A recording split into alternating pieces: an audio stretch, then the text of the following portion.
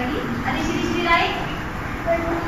Dari buku ciri, dari segi saiznya, kan? Apa baca sama-sama? Kata yang menerangi. Okey. Kalau kita lihat di sini ada 6 contoh. Cikgu minta setiap orang nyatakan satu contoh, boleh? Okey, kita mulakan dengan Aisyah. Nyaris. Okey, duduk bagus. Terusnya, ada lagi? Kumpulan Aisyah. Okey, duduk bagus. Amal. Luas. Kita akan senang baca irama, suara perasaan, ukuran jarak, bentuk warna keadaan. Okey, satu lagi. Dengan kata sifat boleh bina ayat, boleh juga kawan tambahkan penguat. Merah cantik sayang dekat awal lalu, bulan nipis panjang.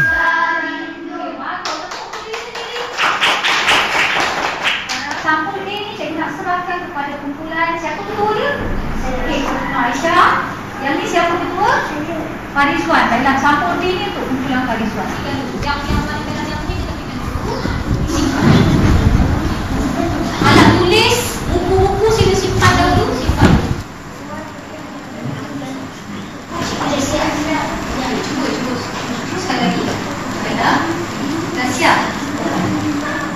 Ayat pertama ni masih ada kesalahan.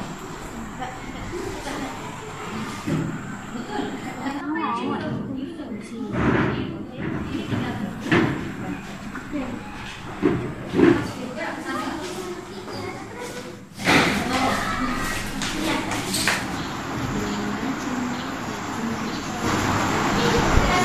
Dah.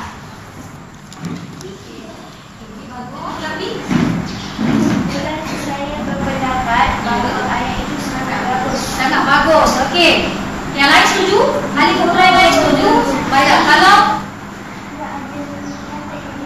ada kata adjektif, okey. Ada yang pelaku dalam ayat tu, ada subjek, ada subjek dan ada predikat. Okey, bagus. Masukkan dalam bakul yang cikgu sediakan. Kita 10 bintang. 1, 2, 3, 4, 5, 6, 7, 8. Boleh masukkan dalam bakul bintang tu. Kamu kumpulkan bintang tu. Okey, semua pandang cikgu. Sekali.